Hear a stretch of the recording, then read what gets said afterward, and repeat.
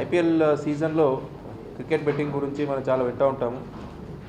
So దీని గురించి మనం ఆల్రెడీ టైం టు టైం మన పోలీసులకి అలర్ట్ చేస్తూ ఉంటే 18th May అంటే ఒక almost 1.5 week back Adoni 1 town పోలీసులు నాగరాజు అనే వ్యక్తిని ఫస్ట్ అదుపులో తీసుకున్నారు.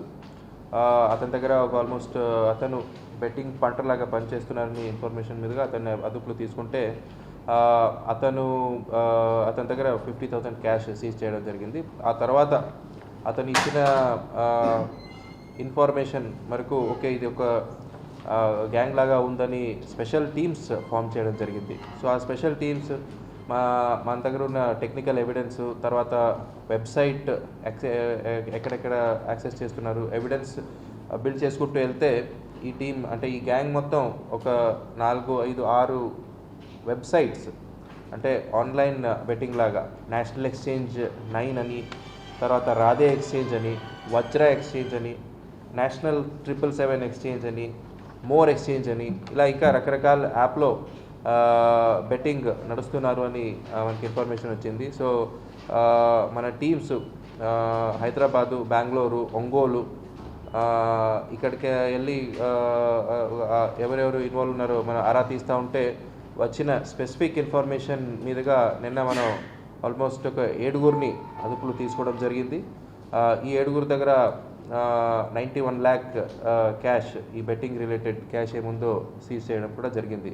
సో వీళ్ళందరినీ మనం డీటెయిల్డ్గా ఇంట్రోగేట్ చేస్తే మనకు తెలిసిందేమంటే ఈ రకరకాల లెవెల్స్ ఉంటాయి ఈ బెట్టింగ్ ముఠాలు కూడా. ఫస్ట్ వాళ్ళు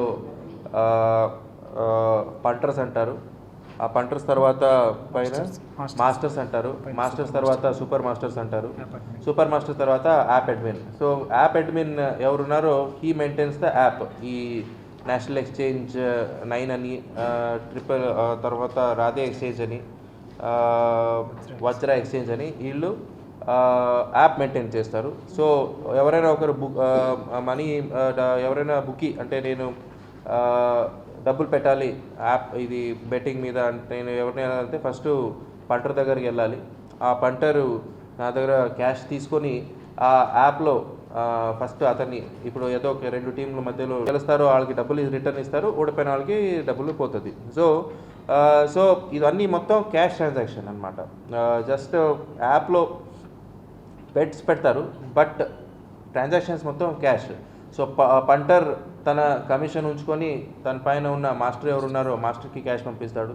ఆ తర్వాత మాస్టర్ తన దగ్గర ఉన్న కమిషన్ ఉంచుకొని సూపర్ మాస్టర్కి పంపిస్తాడు. అలాగే సూపర్ మాస్టర్ ఈ యాప్ అడ్మిన్ ఎవరున్నారో యాప్ అడ్మిన్కి పంపిస్తారు. సో యాప్ అడ్మిన్ ఒకరిని మేము అరెస్ట్ చేసాము. ఈ మాస్టర్స్, సూపర్ మాస్టర్స్ 3 అరెస్ట్ చేశాము. ఆ తర్వాత పంటర్స్ ఎవరున్నారో వాళ్ళని 3 అరెస్ట్ చేయడం జరిగింది. సో ఈ నెట్వర్క్లో ఇంకా చాలామంది ఉన్నారు. So investigation will further go on. So వీళ్ళందరినీ మనం ఈరోజు రిమాండ్ పెడుతున్నాం. మళ్ళీ వాళ్ళని తీసుకొని పోలీస్ కస్టడీలో తీసుకొని ఫర్దర్ ఇన్ఫర్మేషన్ బిల్డ్ చేసి ఇంకా ఎవరెవరున్నారో వాళ్ళందరినీ అరెస్ట్ చేయాలని ఫర్దర్ ఇన్స్ట్రక్షన్స్ కూడా ఇవ్వడం జరిగింది. సో ఇదే సందర్భంలో వాళ్ళని అడుగుతూ ఉంటే shocking fact which everybody should understand, particularly youth ఎవరు ఈ బెట్టింగ్ బాన్స్లో ఉన్నారు.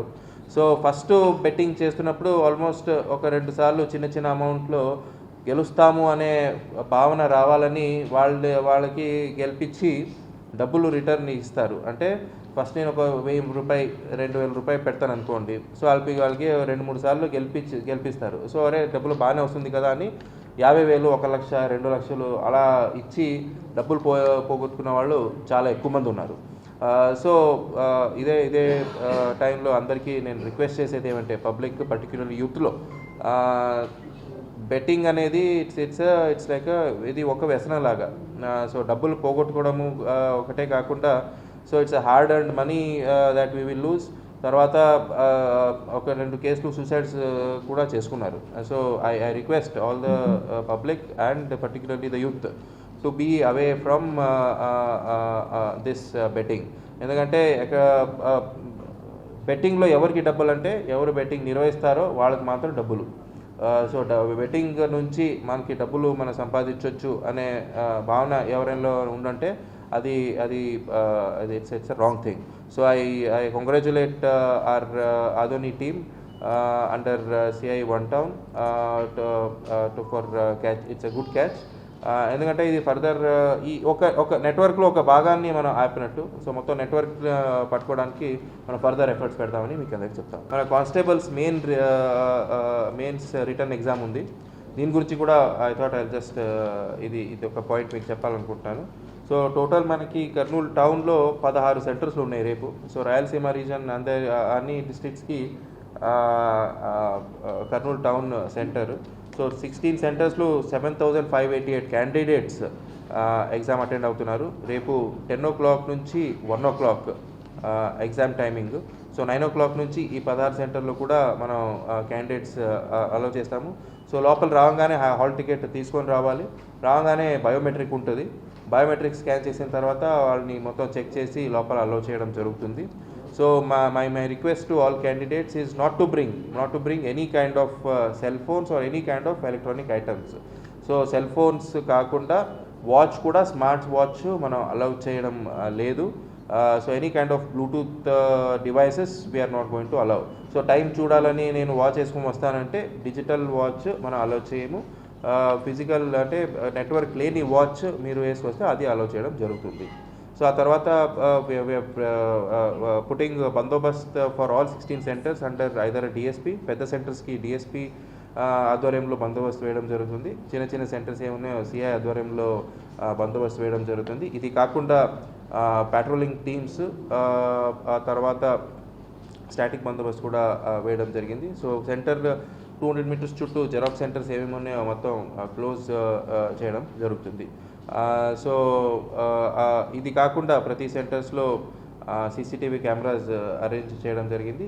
ప్లస్ మనం డ్రోన్తో కూడా బందోబస్తు పర్యవేక్షణ కూడా జరుగుతుంది. సో క్యాండిడేట్స్ అందరికీ రిక్వెస్ట్ ఏమంటే 9 o'clockకి అందరూ రావాలి. ఒకసారి ఎగ్జామ్ స్టార్ట్ అయిన ఒక్క నిమిషం తర్వాత కూడా లోపల ఎవరిని అలౌ చేయడం కుదరదు. So I wish all the candidates all the best for their exams and request them to be at centers by 9 AM in the morning.